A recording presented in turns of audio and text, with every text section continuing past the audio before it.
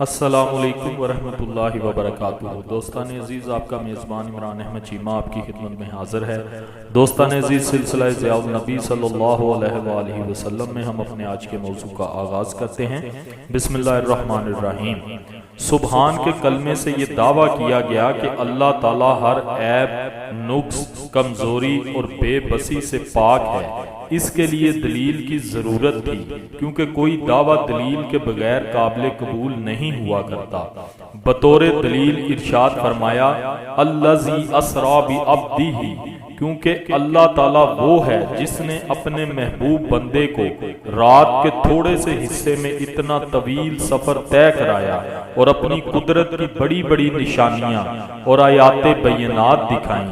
جو ذات اتنے طویل سفر کو اتنے قلیل وقت میں طے کرا سکتی ہے، واقعی اس کی قدرت بے پایا، اس کی عظمت بے کراں ہے، اور اس کی کبریائی کے دامن پر کسی کمزوری اور بے بسی کا کوئی داغ نہیں۔ تو جس واقعے کو اللہ تعالیٰ نے اپنی سبحانیت کی دلیل کے طور پر ذکر فرمایا ہے، وہ کوئی معمولی واقعہ نہیں ہو سکتا، بلکہ کوئی بڑا اہم، عظیم الشان، محیر القول واقعہ ہوگا۔ اس لیے معراج النبی کا انکار کرنا گویا اللہ تعالیٰ کی قدرت اور سبوحیت کی ایک قرآنی دلیل کو منہدم کرنا ہے۔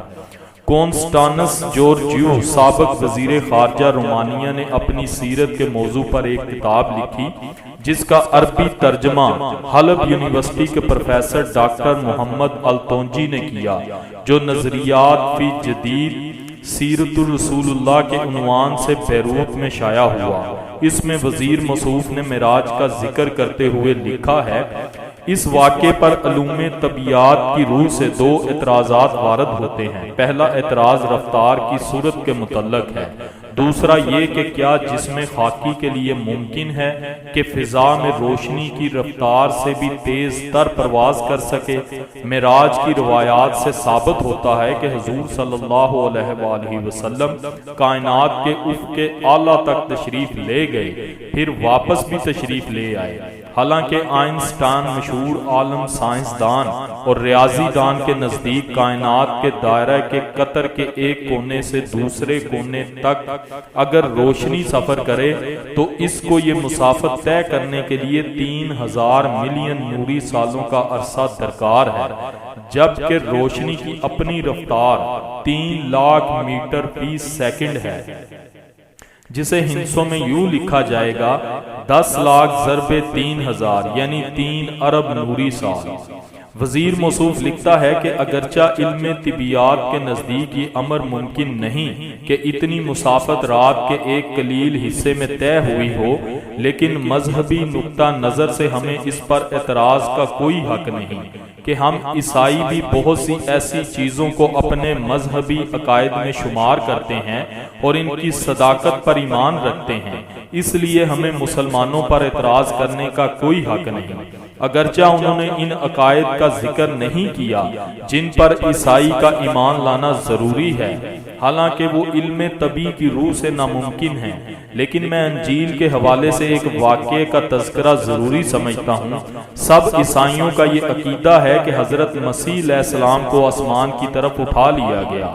مختلف انجیلوں کی آیات سے یہ عقیدہ ثابت ہے۔ انجیل مرقس کے 16ویں باب کی 19ویں آیت ملاحظہ فرمائیے، غرض خداوند یسوع ان سے کلام کرنے کے بعد آسمان پر اٹھایا گیا اور خدا کی داہنی طرف بیٹھ گیا۔ اس مضمون کی ایک آیت لوکا انجیل میں بھی ہے۔ پھر وہ انہیں بیت العینا کے سامنے تک لے گیا اور اپنے ہاتھ اٹھا کر انہیں برکت دی۔ جب وہ انہیں برکت دے رہا تھا تو ایسا ہوا کہ ان سے جدا ہو گیا اور آسمان پر اٹھایا گیا۔ اگر حضرت مسیح علیہ السلام زمین سے آسمان کی ان بلندیوں تک پرواز فرما سکتے ہیں جہاں وہ خدا کے داہنے جانب بیٹھ سکتے ہیں، تو وہ ہستی جس کے جوتوں کے تسمے کھولنے کی حسرت مسیح علیہ السلام کو عمر بھر بے چین کیے رہی، وہ کیوں یہ سفر قلیل مدت میں طے نہیں کر سکتی؟ دائرہ کائنات کے قطر کے 2 کناروں میں بات کا جو اندازہ آئنسٹائن نے لگایا ہے یا روشنی کی صورت رفتار کا جو تخمینہ اس نے بیان کیا ہے، ہمیں اس کی تردید کی ضرورت نہیں، لیکن ہم آئنسٹائن سے یہ پوچھنے کا حق تو ضرور رکھتے ہیں کہ اس کے پاس کوئی علمی دلیل ہے جس پر اعتماد کر کے وہ یقین سے یہ کہہ سکتا ہے کہ روشنی سے زیادہ تیز رفتار اور کوئی چیز نہیں ہو سکتی۔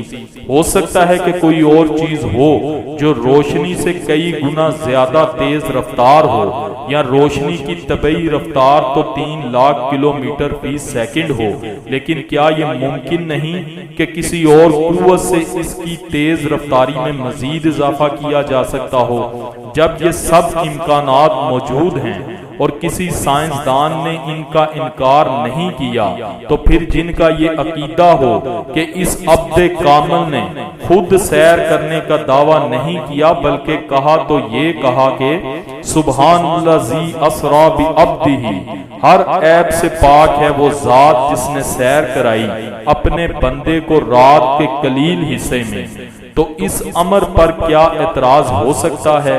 کیا علوم طبیعیہ کا کوئی قاعدہ اس کی نفی کر سکتا ہے؟ سبحان اللہ۔ دوستان عزیز، یہ تھا آج کا موضوع۔ امید کرتا ہوں آپ کے لیے کافی انفارمیٹو اور فائدہ مند ثابت ہوا ہوگا۔ ویڈیو کو اپنے دوستوں کے ساتھ زیادہ سے زیادہ شیئر کیا کریں، ویڈیو کو لائک کیا کریں اور کمنٹ میں اپنی رائے ضرور دیا کریں۔